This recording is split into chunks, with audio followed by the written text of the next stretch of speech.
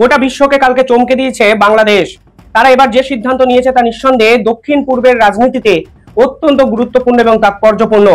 প্রায় 5 দশক পর, অর্থাৎ 50 বছর পর সেই দিন এসে গেছে, সেই ক্ষণ এসে গেছে। এবার শুধু খেলার পালা, খেলা হবে। 3 লক্ষ সৈন্যের একটা বিশাল রিজার্ভ তিনি করছেন। সেই ট্রেনিং করা সৈন্যগুলোর মধ্য থেকে 82,000 রিজার্ভ সেনা অলরেডি ভারতের পথে গাড়িতে আছে এই মুহূর্তে। পরিস্থিতি কোন দিকে যাচ্ছে টেনশনে, যে খেলা এবার ভিন্ন উপায়ে খেলবে। এবার ভারতকে বড় ধাক্কা দিতে চলেছে ইউনূস প্রশাসন, আর এই বিষয়টি নিয়ে নাকি ইতিমধ্যেই প্রশাসনিক স্তরে নির্দেশও দিয়ে দিয়েছেন ইউনূস। কুরুচিপূর্ণ মন্তব্য করায় জনরোষে পড়েছেন তিনি। এর জেরে শুভেন্দুকে জুতা পেটাও করা হয়। প্রশ্ন হচ্ছে, কি বললেন বিজেপি এই নেতা? আজকে আপনাদের জন্য বেশ খুশির খবর আছে, ব্রেকিং খবর আছে, মন ভালো করার মতো কিছু খবর আছে। আমাদের বাংলাদেশকে যারা বিপদে ফেলতে চেয়েছিল হাসিনার বিদায়ের পর, তারা বিপদে পড়ে যাচ্ছেন। 7 সিস্টার ভেঙে যেতে শুরু করছে। ডক্টর মোহাম্মদ ইউনূসের সরকারের কপাল ভালো। আপনি কি জানেন ডক্টর মোহাম্মদ ইউনূসের সব থেকে বড় সফলতা কি এই লাস্ট 4 মাসে? সুতরাং বীর মুক্তিযোদ্ধা হয়েছে তাই তাকে কিছু করা যাবে না, এটা খুব বাজে কথা। এটা হলো প্রথম ভুল, প্রথম প্রবলেম। আওয়ামী লীগের কৃষক লীগের কেন্দ্রীয় সদস্য এবং আওয়ামী লীগের 99% মানুষ আপাদমস্তক ক্রিমিনাল যারা দলে ছিল, এমনকি যারা নৈতিকভাবে সমর্থন করে তারাও ক্রিমিনালদেরকে সমর্থন করেন। সো মুক্তিযোদ্ধারা ক্রিমিনাল হতেই পারেন। কেননা মুক্তিযোদ্ধাকে লাঞ্ছিত করেছে, এই কথা যেরকম হেডলাইনে লিখেছে, এর ভিতরে গিয়ে আমি দেখতে পেলাম যে তিনি হত্যা মামলা সহ 9টি মামলার আসামি। এখন 9টি মামলার আসামি কি করে মুক্তিযোদ্ধা হন? আওয়ামী লীগের পক্ষে নির্লজ্জের মতো সব নীতি নৈতিকতা বিসর্জন দিয়ে বিএনপি মাঠে নেমেছে। যে যার জায়গা থেকে ফেসিবাদের দোসরদের বিরুদ্ধে, ফেসিবাদের নব্য দালালদের বিরুদ্ধে, নব্য ফেসিস্টদের বিরুদ্ধে রুখে দাঁড়ান। বৈদেশিক মুদ্রা রিজার্ভ ছাড়ালো $20 বিলিয়ন। এই রিজার্ভ যেটা টার্গেট ছিল যে $20 বিলিয়ন, সেটা কিন্তু অতিক্রম করলো। আসসালামু আলাইকুম প্রিয় দর্শক শ্রোতা, নতুন একটা নিউজ ভিডিওতে আপনাদের জানাচ্ছি স্বাগতম। এতক্ষণ দেখছেন আপনারা শিরোনাম, সামনে দেখবেন বিস্তারিত। শিরোনাম দেখে বুঝেই গেছেন কতটা গুরুত্বপূর্ণ আজকের এই ভিডিওটি, কতটা চাঞ্চল্যকর আজকের এই ভিডিওটি হতে চলেছে। আশা রাখবো স্কিপ না করে সম্পূর্ণ দেখে যাবেন। বেশি কথা না বাড়িয়ে সরাসরি বিস্তারিত ভিডিওতে নিয়ে যাবো। তার আগে আপনাদের কাছে ছোট্ট রিকোয়েস্ট, যারা এরকম ভিডিও দেখতে পছন্দ করেন দ্রুত এই চ্যানেলটি সাবস্ক্রাইব করে আমাদের সাথেই থাকবেন। ইতিমধ্যে যারা সাবস্ক্রাইব করে দিয়েছেন তাদের জানাচ্ছি অসংখ্য ধন্যবাদ। প্রিয় দর্শক শ্রোতা, চলুন তাহলে এই ভিডিওতে একটি লাইক করে বিস্তারিত ভিডিওটি মোবাইলের স্ক্রিন থেকে ধারাবাহিকভাবে একের পর এক দেখে আসি। গোটা বিশ্বকে কালকে চমকে দিয়েছে বাংলাদেশ। তারা এবার যে সিদ্ধান্ত নিয়েছে তা নিঃসন্দেহে দক্ষিণ পূর্বের রাজনীতিতে অত্যন্ত গুরুত্বপূর্ণ এবং তাৎপর্যপূর্ণ। প্রায় 5 দশক পর, অর্থাৎ 50 বছর পর পাকিস্তানের সেনাবাহিনী বা সেনাকর্তারা নাকি বাংলাদেশে যাবেন। কেন জানেন? কারণ তারা এবার বাংলাদেশের যে সেনাবাহিনী তাদেরকে ট্রেন করবেন। এরকম একটি বিজ্ঞপ্তি কালকে সরকারিভাবে 2 দেশের পক্ষ থেকে কিন্তু দেওয়া হয়েছে, যেখানে তারা বলেছেন এবার পাকিস্তানের সেনাবাহিনীর যে আর্মি চিফ, সেই আর্মি চিফ এবং আর্মি কর্তারা বাংলাদেশের সেনাবাহিনীকে ট্রেন করবেন দিনের পর দিন। এবং এ বিষয়ে পাকিস্তানের joint chief of staff Sahir Mahmud নিজা, ইনি কিন্তু একটি সরকারি বিজ্ঞপ্তিতে জানিয়েছেন এই ধরনের সম্ভাবনা প্রাথমিকভাবে মোহাম্মদ ইউনূস এবং পাকিস্তানের যে প্রধানমন্ত্রী তার মিটিং এ ঠিক হয়েছে। আর একটা দেশের সেনাবাহিনীর আপগ্রেডেশন কখন প্রয়োজন হয়, কোন যুদ্ধের জন্য বাংলাদেশ সেনাবাহিনীকে প্রস্তুত করতে চাইছেন সেনাপ্রধান এবং মোহাম্মদ ইউনূস, আর এবার 2 দেশের সরকার ঠিক করলো তাদের সেনাবাহিনী একে অপরের দেশকে পাঠিয়ে উন্নত মানের প্রশিক্ষণ দেবেন এবং 2 দেশ ভবিষ্যতে সামরিক শক্তিতে একে অপরকে সহায়তা করবে। যে আমাদের বাংলাদেশকে যারা বিপদে ফেলতে চেয়েছিল হাসিনার বিদায়ের পর, এবার তারা বিপদে পড়ে যাচ্ছেন। 7 সিস্টার ভেঙে যেতে শুরু করছে এবং নরেন্দ্র মোদী যার বিজয়ের পর উদমনাতন নেচেছিলেন ডোনাল্ড ট্রাম্প, এবার কি ভারতের 7 সিস্টার ডোনাল্ড ট্রাম্প ভাঙতে চাইছেন? আর আমাদের ডক্টর মোহাম্মদ ইউনূস তিনি ব্যাটিং করছেন খুব শান্তভাবে, অনেকটা জাভেদ মিয়ানদাদের মতো। জাভেদ মিয়ানদাদের খেলা হয়তো অনেকে দেখেননি।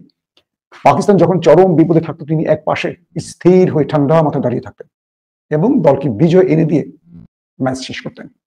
ভারতের গণমাধ্যমগুলো বারবারই বলছে বাংলাদেশ থাকছে না, বাংলাদেশ শেষ হয়ে যাচ্ছে, চিটাগং নিব, রংপুর নিব, হ্যাঁ লালমনিরহাট নিব, ফেনী নিব, এটা নিব, ওটা নিব, সিলেট নিব, মানে মামাবাড়ির আবদার। নরেন্দ্র মোদী মনে করেছিলেন তিনি বাংলাদেশের পাশে থাকা সবচেয়ে বড় দেশের রাষ্ট্রপ্রধান, পৃথিবীর শক্তিশালী নেটওয়ার্ক রাষ্ট্রপ্রধান তার কবজায় রয়েছে, তিনি একটা ক্ষমতার কেন্দ্রে রয়েছেন।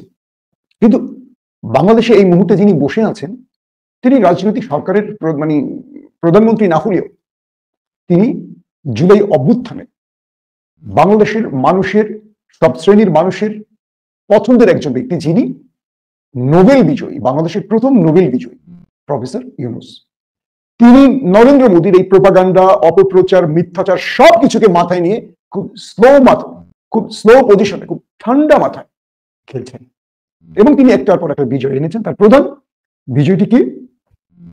ব্রিটিশ জনপ্রিয় গণমাধ্যম 24-এর যেই ব্রিটিশ সাময়িকী ইকোনমিস্ট, সেখানে বর্ষসেরা দেশ হিসেবে বাংলাদেশ স্থান করে নিয়েছে।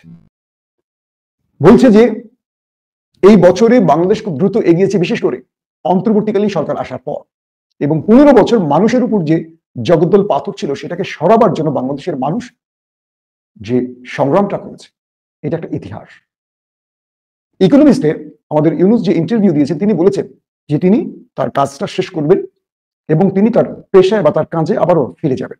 অর্থাৎ রাজনৈতিক কোনো খায়েশ তার নেই, আর তিনি রাষ্ট্রে এই লোভনীয় কাজটিতে নিজেকে জড়িয়ে রাখতে চান না। তার ভালোবাসার জায়গাটা হলো তার পূর্বের পেশা ফিরে যাবেন। যতদিন তিনি থাকবেন এই দেশের জন্য কিছু করে যাবেন।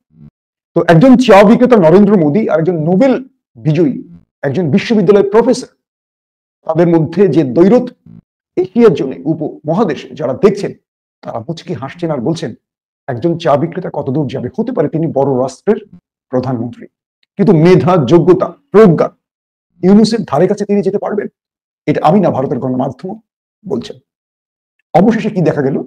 নরেন্দ্র মোদী ইউনুসের কাছে একটার পর একটা পরাজয় স্বীকার করতে শুরু করলেন। খুব চমৎকার স্টাইলে ব্যাটিং করছেন আমাদের ইউনুস, বোলিংও করছেন দুর্দান্ত, ম্যাচ সেরা বোলিং, ম্যাচ সেরা ব্যাটিং। আর অন্যদিকে নরেন্দ্র মোদী পড়ে গেছেন সবচেয়ে বড় বিপাকে। কিভাবে বিপাকে পড়লেন? তিনি মনে করেছিলেন জো বাইডেন তাকে অনেক চাপে রেখেছে, তাই ডোনাল্ড ট্রাম্প, মার্কিন নয়া প্রেসিডেন্ট, তিনি তার বন্ধু মানুষ, তিনি আসলে তিনি তার ইচ্ছে মতো দক্ষিণ এশিয়া কলকাঠি নাড়বেন। পৃথিবীর এমন কোন রাষ্ট্রপ্রধান নেই, এমন কোন ক্ষমতাধর ব্যক্তি নেই যাকে ডক্টর ইউনুস টেলিফোন করে 10 সেকেন্ডের মধ্যে কানেক্ট করতে না পারে। ইউনুসের গ্রহণযোগ্যতা, শেখ হাসিনার গ্রহণযোগ্যতা বা মোদীর গ্রহণযোগ্যতা এক টেবিলে রাখলে, এক পাত্রে রাখলে এটা আমাদের ভুল হবে। কোথায় ইউনুস, কোথায় চা বিক্রেতা, কোথায় fascist Sheikh Hasina?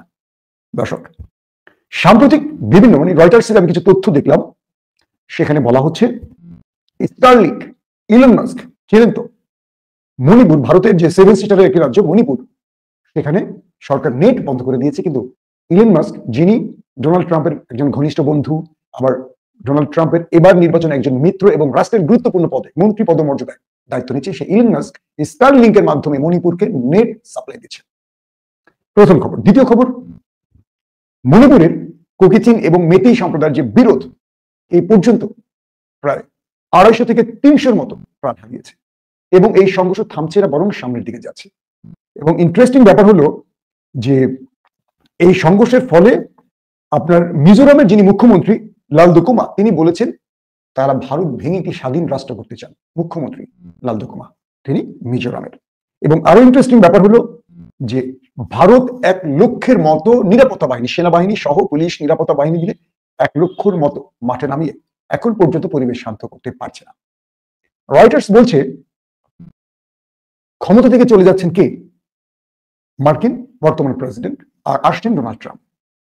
Donald Trump ভারতের 7 সিস্টার ভেঙে দিচ্ছেন, এই প্রশ্ন কিন্তু উঠে আসে।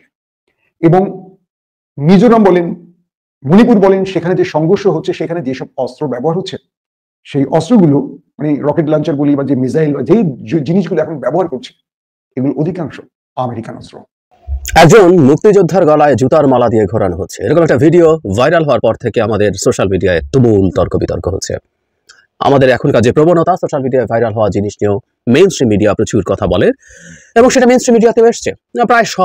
প্রায় সব নিউজের পোর্টালে নিউজটা হেডলাইন এরকম যে বীর মুক্তিযোদ্ধাকে, যেমন সমকাল লিখেছে কুমিল্লা বীর মুক্তিযোদ্ধার গলায় জুতার মালা। অনেকগুলো কথা আছে এটা নিয়ে, অনেক ডাইমেনশন আছে, প্রত্যেকটা নিয়ে কথা বলতে চাই। সবার আগে ছোট একটা ব্যাপার যদি বলি, সেটা হলো বীর মুক্তিযোদ্ধা বলাটা আমার খুব হাস্যকর লাগে। এটা কথা আওয়ামী লীগ সরকার নিয়ম করেছিল, মুক্তিযোদ্ধা আগে বীর লিখতে হবে। মুক্তিযোদ্ধা শব্দটার মধ্যেই বীর শব্দটা আছে, এটা একটা রিডান্ডেন্ট শব্দ, ফালতু কথা, এটা তো কোনো দরকার নেই। মুক্তিযোদ্ধা ইটসেলফ ইজ এনাফ যে তারা বীর। এখানে ঘটনাটা এরকম, কুমিল্লার 14 গ্রামে বীর মুক্তিযোদ্ধা আব্দুল হাই কানুর গলায় জুতার মালা দিয়ে লাঞ্ছিত করেছে স্থানীয় লোকজন। একটা স্কুলের সামনে এটা ঘটেছে। 1 মিনিট 46 সেকেন্ডের ভিডিও ভাইরাল হয়। স্থানীয় সূত্রে জানা যায় বীর মুক্তিযোদ্ধা কানু কৃষক লীগের কেন্দ্রীয় কমিটির সদস্য। স্থানীয় এমপি মুজিবুল হকের সঙ্গে বিরোধে জড়িয়ে তার বিরুদ্ধে একাধিক মামলা হয়েছিল। দুপুরে তাকে পেয়ে 10 থেকে 12 জন মিলে তাকে এটা জুতার মালা দেয়। ভাইরাল হওয়া ভিডিওতে দেখা যায় স্থানীয় জামায়াত সমর্থক প্রবাসী আবুল হাসিমের নেতৃত্বে ওহিদ রাসেল পলাশ সহ 10-12 ব্যক্তি এলাকা থাকতে পারবে কিনা এই হুমকি দিচ্ছেন। ওই ব্যক্তিরা বলতে থাকেন 1 গ্রাম লোকের সামনে মাফ চাইতে পারবেন কিনা, অন্যরা বলতে থাকেন তিনি কুমিল্লা আউট, এলাকা আউট, ছেড়ে দাও। ভিডিওটা আমি দেখেছি, আপনারা অনেকেই হয়তো দেখেছেন। এসব বলা হচ্ছে, একটা জায়গায় এরকম বলা হচ্ছে, এটা সিগনিফিক্যান্ট, যে তুমি কি আমাদেরকে এলাকায় থাকতে দিয়েছিলে। আসলে আওয়ামী লীগ তার শাসন আমলে তার অত্যাচার নিপীড়ন এমন পর্যায়ে নিয়ে গিয়েছিল যে মানুষের মধ্যে প্রতিশোধ স্পৃহা তৈরি হওয়া ভুল না, এবং প্রতিশোধ স্পৃহা মানুষের একটা জন্মগত ইনস্টিংক্ট, এটা মানুষের ভেতরে থাকে বিল্ট ইন। সেই প্রতিশোধ স্পৃহা এরকম একটা ফেভারেবল কন্ডিশনে মাথাচাড়া দিয়ে উঠতে পারে, সেটাও অস্বাভাবিক না। বহুদিন এই কথা বলেছি।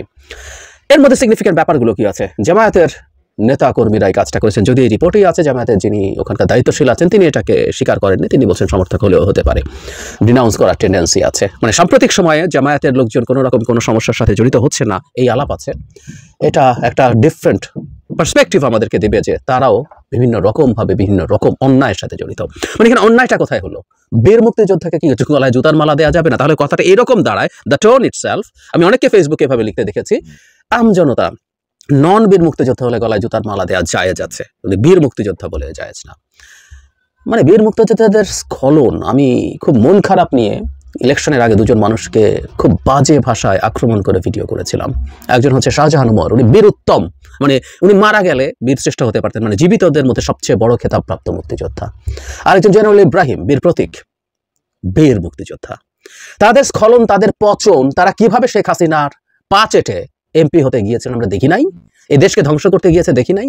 সুতরাং বীর মুক্তিযোদ্ধা হয়েছে তাই তাকে কিছু করা যাবে না, এটা খুব বাজে কথা। এটা হলো প্রথম ভুল, প্রথম প্রবলেম। আওয়ামী লীগের কৃষক লীগের কেন্দ্রীয় সদস্য এবং আওয়ামী লীগের 99% মানুষ আপাদমস্তক ক্রিমিনাল যারা দলে ছিল, এমনকি যারা নৈতিকভাবে সমর্থন করে তারাও ক্রিমিনালদেরকে সমর্থন করেন। এই লোক ক্রিমিনাল হওয়ার সম্ভাবনা অনেক বেশি, কোনো সন্দেহ নাই। আওয়ামী লীগ মানে ক্রিমিনাল, এবং একটা কৃষক লীগের কেন্দ্রীয় কমিটিতে থাকা লোক ক্রিমিনাল হওয়ার সম্ভাবনা 99%।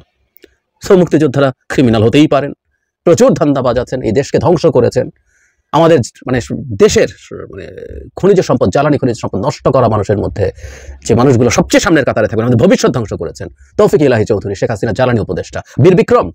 এবং আমরা কেউ শিক্ষা করি, ভদ্রলোক হার্ভার্ড পিএইচডি, শিক্ষা হলেই নাকি বিরাট সব জ্ঞানীগুণী হয়ে যেতে পারে, আমাদের পার্লামেন্টে শিক্ষাগত যোগ্যতা যোগ করা উচিত নির্বাচনের ক্ষেত্রে, এরকম আলাপ আছে, উইচ আই স্ট্রংলি ডিসঅ্যাগ্রি।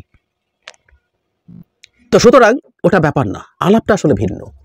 আলাপটা আসলে বীর মুক্তিযোদ্ধা হন বা না হন, আওয়ামী লীগের ক্রিমিনাল হন বা না হন, তাতে কিছু আসে যায় না। আওয়ামী লীগের পক্ষে নির্লজ্জের মতো সব নীতি নৈতিকতা বিসর্জন দিয়ে বিএনপি মাঠে নেমেছে। দর্শক আসুন সবাই মিলে প্রতিবাদ করি, প্রতিবাদের ঝড় তুলুন, ব্যাপকভাবে শেয়ার করুন, যে যার জায়গা থেকে ফেসিবাদের দোসরদের বিরুদ্ধে, ফেসিবাদের নব্য দালালদের বিরুদ্ধে, নব্য ফেসিস্টদের বিরুদ্ধে রুখে দাঁড়ান। দর্শক আওয়ামী লীগের মধ্যে 2-4 জন ভালো লোক থাকলে তাদের পক্ষে যদি মাঠে নামতো সেটা একটা বিষয়। আওয়ামী লীগ নেতা, হত্যা মামলার আসামি, অনেক মামলার আসামি, যার বিরুদ্ধে শত শত অভিযোগ, গুম খুনের অভিযোগ, সেরকম একজন নিকৃষ্ট ব্যক্তির পক্ষে বিএনপি অফিসিয়ালি মাঠে নামে, এর চাইতে কত নিচে আর বিএনপি নামবে? বিএনপি চাঁদাবাজি করে, লুটপাট করে, সেই চাঁদাবাজি লুটপাটের টাকা বিএনপির ওয়ার্ড পর্যায়ে নেতা থেকে শুরু করে কেন্দ্রীয় স্থায়ী কমিটির সদস্য পর্যন্ত খায়, আমরা জানি। বিএনপি টপ টু বটম চাঁদাবাজ, শুধুমাত্র খালেদা জিয়া এবং তারেক রহমান বাদে আর সব চাঁদাবাজ। মির্জা ফখরুল্লাহ খায় কিনা আমার সন্দেহ, কারণ সাংগঠনিক কোনো ব্যবস্থা তো নেয় না, লোক দেখানো ব্যবস্থা নেয়।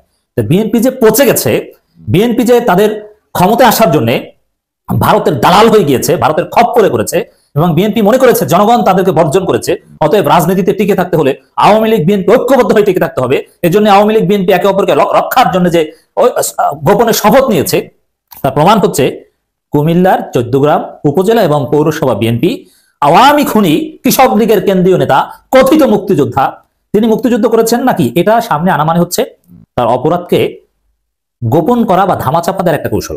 আমাদের কাছে তার পরিচয় একজন হত্যা মামলার আসামি, একজন আওয়ামী ফ্যাসিস্ট, একজন নিপীড়ক। তার পক্ষে বিএনপি মাঠে নেমেছে। এর মধ্য দিয়ে বিএনপি প্রকাশ্যে আওয়ামী পুনর্বাসনের রাজপথে নামলো, মাঠে নামলো। এতদিন তো ছিল গোপনে, আর এখন প্রকাশ্যে রাজপথে নামলো। অমির রহমান পিয়াল অনেকে দেখেছেন না যে নাগরিক কমিটি ঠেকাতে আওয়ামী লীগ বিএনপি ঐক্য, হ্যাঁ নাগরিক কমিটি ঠেকাতে আওয়ামী লীগ বিএনপি ঐক্য, এবং আওয়ামী লীগ বিএনপি গোপনে শপথ নিয়েছে। বিএনপি বলেছে ভাই আওয়ামী লীগ না থাকলে আমাদের রাজনীতি থাকবে না, -2। অতএব ভাই আওয়ামী লীগ বিএনপি আসুন, আমাদের অস্তিত্বের সাথে আমরা এক হয়ে যাই, সেটা হয়েছে। এই জন্য জামাত ঠেকাতে, নাগরিক কমিটি ঠেকাতে তারা একসাথে মাঠে নেমেছে। দর্শক কুমিল্লার সেই কথিত মুক্তিযোদ্ধা লাঞ্ছিতের ঘটনায় বিএনপি রাজপথে নেমেছে। আর কুমিল্লা জামাত ইসলামী শক্তিশালী, অতএব এটা জামাতের বিরুদ্ধে আওয়ামী লীগকে সাথে নিয়ে বিএনপি আধিপত্য প্রতিষ্ঠার একটা রাজনীতি ছাড়া অন্য কোনোভাবে এটা আমরা দেখতে চাই না। আর জামাত ইসলামীর কথা যদি বলি, এই ঘটনা নিয়ে কুমিল্লার 14 গ্রামের ঘটনায় জামাত ইসলামী ভুল রাজনীতি করছে।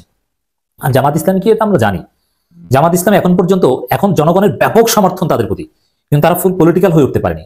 তারা half political, half NGO, half ধর্মীয়। না কমপ্লিটলি ধর্মীয় বিষয় তাদের জ্ঞান আছে, 2-4 জনের আছে, কিন্তু অধিকাংশের নেই। না রাজনীতি বুঝে, হাফ পলিটিক্যাল, পাওয়ার পলিটিক্স করতে পারে না, আবার করেও, মানে ইচ্ছা করে মারা খাওয়া বলতে যা বোঝায়, এটা জামাতের আছে। এই জন্য মাঝে মাঝে জামাত ভুল করে, ভুলের মাসুল দিতে হয়। এত জনপ্রিয়তা থাকা সত্ত্বেও জামাত ইসলামী এখনো, বিশেষ করে এবছর যে জনপ্রিয়তা আছে, এটাকে যদি জামাত কাজে লাগাতে না পারে, কিয়ামত পর্যন্ত জামাত ক্ষমতা আসতে পারবে না। এটা জামাতের লাস্ট ছবি। কিন্তু বারবার ভুল করছে। দুর্বল চিত্তের লোকজন এখন জামাত করে, ব্যাপক জনসমর্থন, মুসলিম সিম্পেথি, আল্লাহর সাহায্য সব আছে, কাজে লাগাতে পারছে না। জামাত কি করেছে? জামাত প্রথম দিকে সব গণমাধ্যমে স্থানীয় জামাত নেতারা জানিয়েছেন ওই মুক্তিযোদ্ধাকে লাঞ্ছিত করার সাথে জামাতের কোনো সম্পর্ক নেই, এবং ভিডিও বক্তব্য দিয়েছেন 14 গ্রাম উপজেলা জামাত নেতৃবৃন্দ যে না, জামাতের সাথে জড়িত নয়। জড়িত না হলে কেন বলবে জামাত জড়িত? কিন্তু এখন আমরা কি খবর দেখতেছি, বীর মুক্তিযোদ্ধাকে লাঞ্ছিতের ঘটনায় জামাতের 2 কর্মী বহিষ্কার। আচ্ছা, জামাতের কর্মী বহিষ্কারে আবার সিস্টেম আছে নাকি?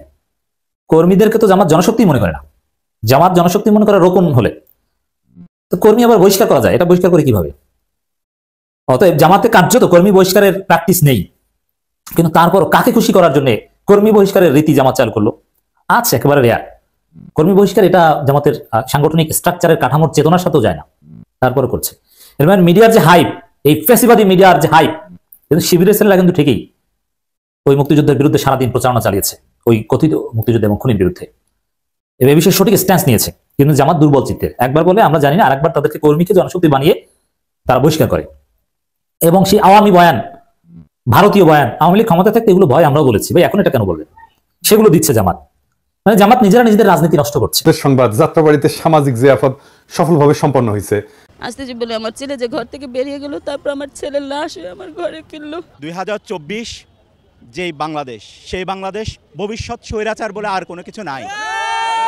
এখন যারাই স্বৈরাচারিতাকে তার রাজনীতির টুল বানাবে, তারাই হচ্ছে যে ধসে যাবে। দালাল দুশোটা কিছু ইন্ডিয়াতে আছে পলাতক, তারাই এটা বিভিন্নভাবে করানোর চেষ্টা করছে। তবে আমরা যতটুকু পারি, আমরা যদি সংঘবদ্ধ থাকি, ইনশাল্লাহ তারা বেশি দূর আগাতে পারবে না। এই যে ডেইলি স্টার, প্রথম আলো, বাংলাদেশকে জঙ্গিবাদ পূজা এবং ইসলামের বিরুদ্ধে যে অপপ্রচার, 2 সপ্তাহ আগে থেকে আমরা এটা হচ্ছে আমাদের প্রচারণা শুরু করছি এবং কি আমাদের কার্যক্রম শুরু করছি। কিন্তু গতকাল রাত থেকে আমাদের ডিরেক্ট আমরা যেখানে রান্না করব, এই রান্নার প্রসেসিং সবকিছু গতকালকে থেকে শুরু হয়েছে। অসহায় যারা আছে, দুস্থ যারা আছে, সবার জন্য এখানে কোনো ভেদাভেদ নেই। আমরা এখানে আমাদের ভারতীয় আগ্রাসন রুখে দিতে হবে বাংলাদেশ থেকে, এটা আপনারা দেখতে পাচ্ছেন। আমরা ভারতীয় আগ্রাসন ইতিমধ্যেই এই বাংলাদেশের মধ্যে বিভিন্ন জায়গায় বিস্তার করে আছে। এগুলোকে আমরা এখন আমরা জুলাই বিপ্লবের পরও এগুলোকে আমরা বাংলাদেশ থেকে রুখে দিতে পারিনি। সেই সাথে আমরা প্রথম আলো এবং ডেইলি স্টার এই দুইটার যারা মাহফুজ আনামার মতি আছে, এদের আমরা পদত্যাগ চাই। যে প্রত্যেকটা নিউজের মধ্যে জুলাই বিপ্লবের নিউজগুলো, সবগুলো নিউজের মধ্যে দেখছেন আপনারা যে আমাদেরকে খুনি, আমাদেরকে বিভিন্ন ট্যাগ লাগিয়ে, বিশেষভাবে যখন কোনো হুজুররা কোনো হুজুরের উপরে নিউজ করা হতো, সেই নিউজের মধ্যে তারা জঙ্গি ট্যাগ লাগিয়ে দিত।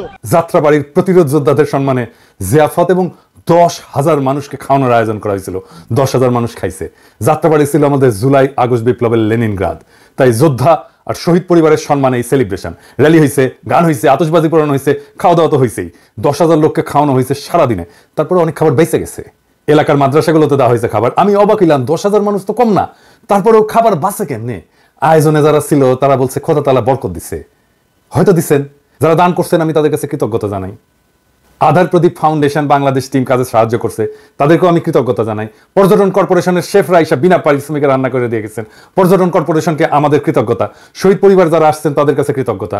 পুলিশের তরফে নিরাপত্তার জন্য ব্যবস্থা করা হয়েছে, উনারাও শহীদ পরিবারের পাশে বসে খাইছেন। এক অপূর্ব দৃশ্য। এইভাবেই অবিশ্বাস আর সন্দেহ কাটবে। আইজিপি সাহেব নিজে ফোন করে খবর নিছেন, উনারাও আমাদের কৃতজ্ঞতা। এত বড় আয়োজন আমরা করতে পারবো এটা আমরা ভাবি নাই, কিন্তু হয়ে গেল, খোদা তাআলা মিলাই দিলেন।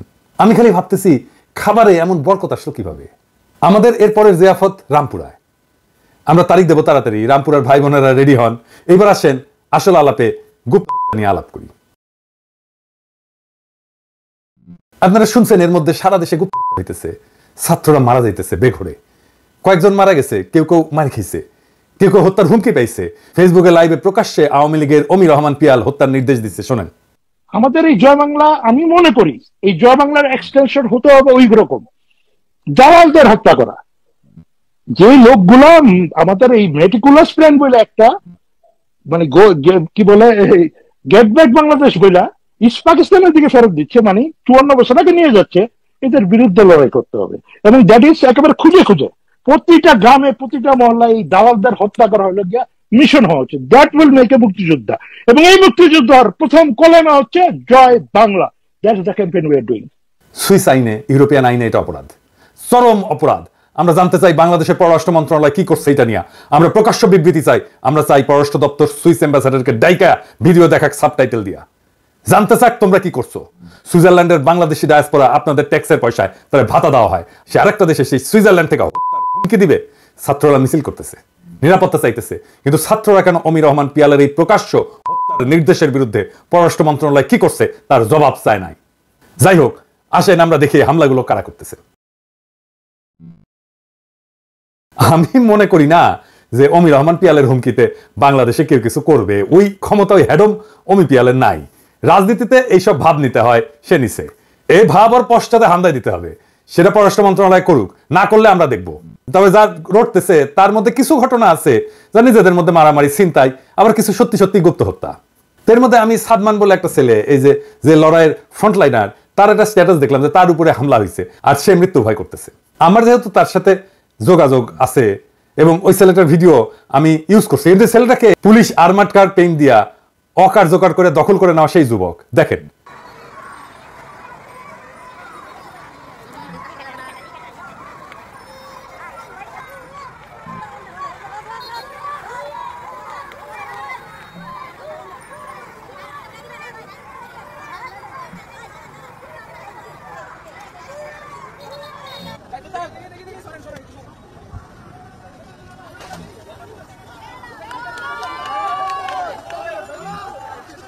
তারে পিটানোর একটা ভিডিও দেখলাম। এই বীর বিপ্লবের 4 মাসের মাথায় মাইর খাইতেছে, এটা দেখাও যন্ত্রণা। যাই হোক, ওর সাথে কথা কইলাম, সে বললো বিস্তারিত, সেটা আপনারা ভিডিওতেই দেখেন, শুনেন। আসসালামু আলাইকুম, আমি সৈয়দ সাদমান সাকিব, আমি দুলাবের একজন স্টুডেন্ট। গত 1 ডিসেম্বরের যে একটা ঘটনা ঘটে, আমার উপরে কিছু বড় ভাইরা, আসলে আমার ইউনিভার্সিটির সিনিয়র বড় ভাই তারা, তো তাদের সাথে বাকবিতণ্ডা এবং একটু ভুল বোঝাবুঝির কারণে আমাদের মধ্যে একটু রেষারেষি হয় এবং মারামারির পর্যায়ে চলে যায় বিষয়টা। তো সেই জায়গা থেকে আসলে অনেক ঘটনা অনেক দিকে চলে যায়, অনেকে অনেকভাবে জিনিসটাকে মিস ইন্টারপ্রেট করা শুরু করে। কয় তারিখ? 20 তারিখ। আজকে 20 তারিখ আমরা সবাই একত্রিত হয়েছি বিষয়টার সমঝোতার দিকে কিভাবে আগানো যায়, কিভাবে জিনিসটা মিউচুয়াল করা যায়, সেজন্য আমরা আজকে একত্রিত হয়েছি। এখানে কিছু বিষয় আসলে আসছে, সেটা হচ্ছে 1-2 দিন আগে আমি একটা পোস্ট দিয়েছিলাম। তো এই পোস্টের কারণে হয়তো বা অনেকে ভাবতেছে যে তারা ছাত্রলীগ, যেটা আসলে কতটুকু সত্য কিন্তু মিথ্যা সেটা কেউই বিচার করতেছে না। আসলে এমন কিছুই না, আমরা সবাই ইউলাবের সাধারণ ছাত্র এবং আমরা প্রত্যেকেই আন্দোলনে সক্রিয়ভাবে অংশগ্রহণ করেছিলাম। এবং হয়তো বা হইতে পারে যে এই ঘটনার প্রেক্ষিতে বাইরের অনেক থার্ড পার্টি বা হচ্ছে যারা আসলে ছাত্রলীগের সাথে জড়িত, তারা এই ঘটনাটার সুবিধা নেওয়ার চেষ্টা করতেছে। তা আমি বলবো আপনারা এই ঘটনায় কান দিবেন না। এবং আরেকটা বিষয় যেটা, যে যখন আসলে আমাদের মধ্যে ঝামেলাটা হয়, সেখানে তাদের কাছে একটা ইনফরমেশন আসে, সেই ইনফরমেশনের ভিত্তিতে আসলে তারা আমার সাথে রাগারাগি করে বা মারপিটের পর্যায়ে যায়। তো এই বিষয়ে আমি একটু অনুরোধ করবো বড় ভাই যারা ছিলেন ওই ঘটনার সময়। আসলে চাঁদাবাজির বিষয়টা একটা এলিগেশন আসে সাধারণ শিক্ষার্থীদের কাছে, যে হচ্ছে যে একটা চাঁদাবাজের একটা এলিগেশন আসে, কিন্তু এটা আসলে যাচাই করে দেখা হয়েছে এটা আসলে কোনো ভিত্তিহীন, এটার কোনো ইয়া নাই, এটার সাথে কোনো সম্পৃক্ততা নাই। আমাদের শ্রদ্ধেয় বড় ভাই যে তারেক মনোয়ার ভাই, সদস্য সচিব মোহাম্মদপুর থানা নাগরিক কমিটি, তো ভাইয়া নিজে থেকে আসলে বিষয়টা সমাধান নিজে দাঁড়িয়ে থেকে বিষয়টা সমাধান করে দিয়েছে। এখন থেকে আমরা যেটাই বলবো, আমরা সবাই আসলে ইউলেবিয়ান, আমাদের মধ্যে কোনো ভেদাভেদ নাই। ভাই নিজে থেকে বিষয়টা আসলে প্রবলেমটা পুরো সলভ করে দিয়েছে। সবাইকে ধন্যবাদ। তার মানে পুরোটাই ভুল বোঝাবুঝি, দুই পক্ষই আন্দোলনের শক্তি। এখন যারা মারছে তাদেরকে বলি, মারপিট পর্যন্ত যায় কেন ভাই? এখন বলতেছো যে চান্দার অভিযোগ সত্য না, তাহলে মারতে গেলা কেন? সত্য মিথ্যা যাচাই না করে কাজ করবা না, কেউ না কোথাও না। এরপরে কিন্তু মাপ চাইয়া পার পাবে না, নিজেরা মিউচুয়াল করে নিতে পারো, কিন্তু মাপ চাইয়া পার পাবে না। আমি ধরবো। আরেকটা টার্গেট কিলিং এর খবর অ্যানালাইসিস করলাম একজন সমন্বয়ের অনুসন্ধান থেকেই দেখি। নর্থ সাউথ বিশ্ববিদ্যালয়ের শিক্ষার্থী বইলা খবর উঠছিল এবং দেখা গেছে সে দেখছে যে নর্থ সাউথ বিশ্ববিদ্যালয়ের কেউ না, হয়তো ব্র্যাক বিশ্ববিদ্যালয়ের প্রাক্তন শিক্ষার্থী হতে পারে, তবে এখনকার ছাত্র না। এই সমস্ত জিনিসগুলো আরো নিশ্চিত হয়ে ঘটনার গভীরে যে দেখা দরকার যে আসলে কি ঘটতেছে। আবার বলতেছে 3 দিন আগের এআইইউবি শিক্ষার্থী ঘটনায় টার্গেট কিলিং এর শিকার বলে সরানো হয়েছে। পুলিশ ইতিমধ্যেই হত্যাকারীকে আইনের আওতায় নিয়ে আসছে। পুলিশের বক্তব্য অনুযায়ী হামলাকারীর বিরুদ্ধে ছিনতাইয়ের 9টি মামলা করা আছে। সুতরাং হামলাকারী ছিনতাই রিলেটেড কারণে এই ঘটনা ঘটাইছে বলে অনুমান করা যায়। তৃতীয় ঘটনা নিশ্চয়ই ইউনিভার্সিটির শিক্ষার্থী এখানে ছড়ানো হয়েছে যে ভারত বিরোধী পোস্টের জন্য হয়তো তাকে টার্গেটিং করা হয়েছে তার ফেসবুক পোস্ট দেখা, কিন্তু এটা নিতান্তই ছিনতাইয়ের ঘটনা এবং ছিনতাইকারী হত্যাকারী ধরাও পড়ছে। তো ছাত্রলীগের হামলা কিন্তু আছে। কিছুক্ষণ আগে খবর পেলাম আশুলিয়া ছাত্রদল নেতাকে কুপায় হত্যার চেষ্টা করা হয়েছে। টার্গেট গুপ্ত হত্যা হচ্ছে বলে আমি মনে করি। আওয়ামী লীগের ইতিহাস তাই বলে, তারা সব সময় ইতিহাসে করে আসছে। আওয়ামী লীগের জখম সন্ত্রাসের সক্ষমতা আছে, তাদের সেই ক্যাডার বাহিনী আছে, অস্ত্র আছে এবং তাদের সেই নির্মমতা আছে, সেই বর্বরতা আছে। এটারে ছোট কইটা দেখবেন না, সে আগেও এটা করছে। তবে আরো কয়েকদিন লাগবে এটার প্যাটার্ন বুঝতে। খুব সম্ভাবনা আছে আওয়ামী লীগ অর্থাৎ তার গণসংগঠনগুলা, police, Ansar, Chhatra League, BJP, NSI, আর্মির মধ্যে থাকা তাদের লোকজন এবং ইন্ডিয়ান নানা ধরনের এজেন্টরা এই অপারেশন চালাচ্ছে বলে আমি মনে করি। আওয়ামী লীগ কিভাবে প্রতিহিংসা নেয় তার একটা ঘটনা আপনাদেরকে বলি। 1974 দুর্ভিক্ষে বাসন্তীর একটা আইকনিক জাল পড়া ছবি ছাপা হয় ইত্তেফাকে। সেরা জালটা গায়ে জড়ায় কলার থর সংগ্রহ করতেছে অনাহারী বাসন্তী, তার পাশে দুর্গতি নামের ছিন্ন জাল পড়া বাসন্তীর বোন। ইত্তেফাকে ছাপা হওয়ার পরে সারা দুনিয়া চমকায় যায়। এটাই মুজিব শাসনের পতন নিশ্চিত করে। এই ছবিটা গায়েব করে দেওয়া হয়েছিল। আমি মূল ছবিটা খুঁজে বের করে রেস্টোর করে স্বাধীনতোত্তর বাংলাদেশ বই যুক্ত করছি। এই ছবির চিত্রগ্রাহক আফতাব আহমেদকে শেখ মুজিব হত্যার পটভূমি তৈরি করে দায় অভিযুক্ত করে আওয়ামী লীগ। এই ছবির চিত্রগ্রাহক আফতাব আহমেদ, তার পরিণতি কি হয়েছিল জানেন? 2013 সালে নিজ বাসায় রহস্যজনকভাবে খুন হয়, বলা হয় ডাকাতি। বাসায় একাই থাকতেন। এটা কি খুব স্বাভাবিক ঘটনা বলে মনে হয়? সব খুনেরই মোটিভ থাকে। এই খুনের মোটিভ প্রতিহিংসা। আওয়ামী লীগ প্রতিহিংসা পরায়ণ একটা দল। এইটা শুধু আমার কথা না, মুরব্বী মির্জা ফখরুলেরও কথা। শেখ মুজিবের উৎখাতে যারা জড়িত ছিল তাদের সন্তানদের পর্যন্ত হত্যা করছে। আফসানার ঘটনা আমি একটা এপিসোড করছি। এটাই হাসিনা চালায় যাবে। হাসিনার পলায়নের প্রতিশোধ হাসিনার দলের গুন্ডারা নিবে। অনেকেই মনে করে একটা বেটার আওয়ামী লীগ তৈরি হলে খারাপ না, হয়তো সোহেল তাজগিরের একটা বেটার আওয়ামী লীগ তৈরি হবে। আপনারা আমার বই পড়েন নাই? হাসিনা ছাড়া কেউ আওয়ামী লীগ করতে চাইলে আওয়ামী লীগের গুন্ডারা এটা হইতে দেবে না, পিটায় ঠান্ডা করে দেবে নিজের দলের লোকদেরই। আর আওয়ামী লীগ তো প্রকাশ্যে দাপটের সাথে ঘুরে বেড়াইতেছে। এই যে দেখেন হেলমেট মাথায় টাকা, এই সন্ত্রাসীর হাতে একাধিক ছাত্র খুন হয়েছে। এর নাম গোলাম সাদমান জনি, যুগ্ম সাধারণ সম্পাদক চট্টগ্রাম মহানগর ছাত্রলীগ। আশ্চর্যের খবর হইল বুদ্ধিজীবী দিবসে রায়ের বাজার বদ্ধভূমিতে শ্রদ্ধা জানাইতে গেছিল এই পোলা। এরা ফিরে আসছে কাদের শক্তিতে? আমি একটা জরিপ করছিলাম, প্রায় 5 লাখ লোক ভোট দিছে। 77% লোক বলছে বিএনপির আশ্রয় প্রশ্রয়ে ফিরছে এরা। তাহলে এখন কি করণীয়? এইভাবেই মাইর খেয়ে যাবে আমাদের ছেলেরা? ছাত্রদের এবং জুলাই আগস্ট বিপ্লবের সকল বিপ্লবী শক্তিকে রক্ষা করতে হবে। এটা আমাদের একমাত্র প্রধান কর্তব্য এখন। যদিও কিছু বিজ্ঞজন এটারে বিপ্লব বলতেই নারাজ। তাদের জায়গায় বলেন না এই রক্তপাত কিভাবে বন্ধ হবে? আমরা নাকি অরাজকতা করি। বিশেষ করে আমার নামে কি বিপুল ঘৃণা চড়ানো হয়েছে দিনের পর দিন, কতদিন ধরে দেখছেন তো। আমি নাকি অরাজকতা করতেছি। আমার নাম দিছে এনার্কি ভট্টাচার্য, চিন্তা করেন। নাম হয়ে গেল আমি নাকি মব উস্কাইতেছি। বিপ্লবী জনতা হয়ে গেল মব। ক্ষমতা পেয়ে গেছে তো মাদারবোর্ড সুশীলদের এখন বিপ্লবী জনতার দরকার নাই, তারা এখন নিছকই মব। এই বাঙ্গু সুশীলদের মাইর না দিলে এটা সোজা হয় না। 3টা জিনিস কাজ করে এদের জন্য। মাইর, 3rd ডিগ্রি মাইর, একেবারে গাই অথবা সারদা একাডেমির ঘোড়া দিয়া গোয়া মারাবেন, ঠিক হয়ে যাবে এগুলা। এই যে এটা বিপ্লব বললো না, সেই জন্যই এই বিপ্লবটাকে বিপ্লব বলে গঠন করা গেল না কিছু মাদারবোর্ডের জন্য। যে কোনো বিপ্লবের পরে পুলিশ, আর্মি বা মিলিশিয়া তৈরি হয় বিপ্লবী শক্তিকে দিয়া। এমনকি শেখ মুজিব করছে। শেখ মুজিব রক্ষী বাহিনী তৈরি করছে, মিলিশিয়া বাহিনী তৈরি করছে মুজিব বাহিনী দিয়া।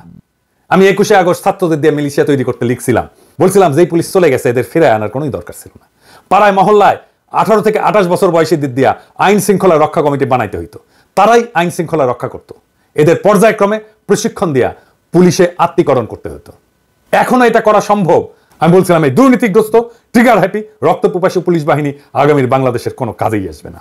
এই পুলিশ বাহিনীকে ফিরে আনা হয়েছে। বিপ্লবী ছাত্রদের হাতে অস্ত্র দিয়ে মিলিশিয়া বানাইলে আজকে বেঘরে মরতে হইতো না। আমি বলছিলাম পাড়ায় পাড়ায় কমিটি করে ফেলতে। বিপ্লবের পর কেউ করে নাই। ছাত্ররা বলছে এটার মধ্যে নাকি ছাত্রদল, ছাত্র শিবির ঢুকে যাবে। আমি বলছিলাম উপজেলা, জেলা, বিভাগ, তারপরে জাতীয় সমাবেশ করতে, করে নাই। বলছিলাম বিজয়কে সেলিব্রেট করতে, করে নাই। সারা দুনিয়ায় কোনো বিজয় সেলিব্রেশন হয় না, প্যারিস ছাড়া, শুধুমাত্র প্যারিসে হয়েছে 5ই আগস্ট। এই যে এইটা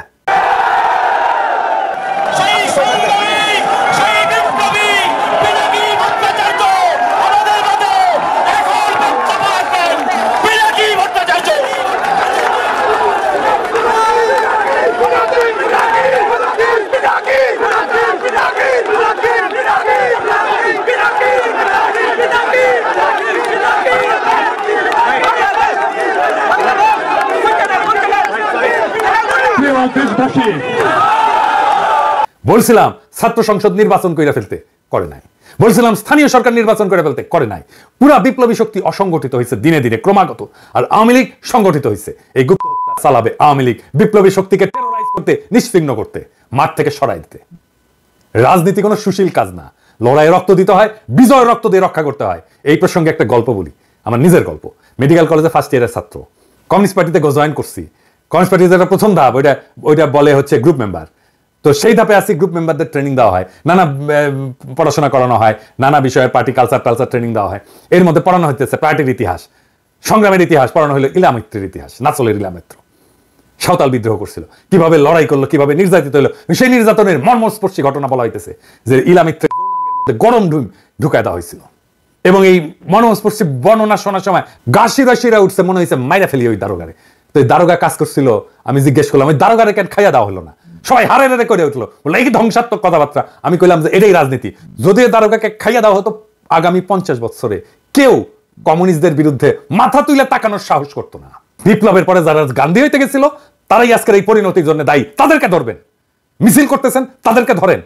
এখনো সময় আছে, বিপ্লবীদের মিলিশিয়া করে তোলেন। একমাত্র এইভাবে প্রতি বিপ্লবী সন্ত্রাস রুখে দেওয়া সম্ভব। এই সরকারের কাছে নিরাপত্তা চায়েন না, সরকারকে বাধ্য করেন মিলিশিয়া বাহিনী তৈরি করতে ছাত্রদের দিয়া। বিপ্লব রক্ষা আর আক্রমণ ঠেকানোর আর কোনো রাস্তা নাই, প্রচুর উদ্বৃত্ত, তাই দিয়া মিলিশিয়া বানানো সম্ভব। যদি কেউ দায়িত্ব নিতে না চায়, আমারে দায়িত্ব দেন, অথরিটি দেন, 3 মাসে মিলিশিয়া বাহিনী বানায় দিয়ে আসবো বাংলাদেশে। সলিউশন দিয়ে দিলাম, সরকারকে বাধ্য করেন। এভাবে বিপ্লব শুধু না, বিপ্লবীদের জীবন রক্ষা পাবে। প্রিয় দেশবাসী, শুরু থেকে শেষ পর্যন্ত যারা এই ভিডিওটি দেখেছেন সকলকে জানাই অসংখ্য অসংখ্য ধন্যবাদ। যারা এরকম নিউজ ভিডিও পেতে পছন্দ করেন তারা অবশ্যই এই চ্যানেলটি সাবস্ক্রাইব করে পাশে থাকা বেল আইকনটি বাজিয়ে দিবেন। যারা এখনো এই ভিডিওটি শেয়ার করেননি, এই ভিডিওটি দ্রুত শেয়ার করে সকলকে দেখার সুযোগ করে দিন। আজকের মতন এই পর্যন্ত, দেখা হচ্ছে পরবর্তী কোনো ভিডিও নিয়ে ইনশাল্লাহ।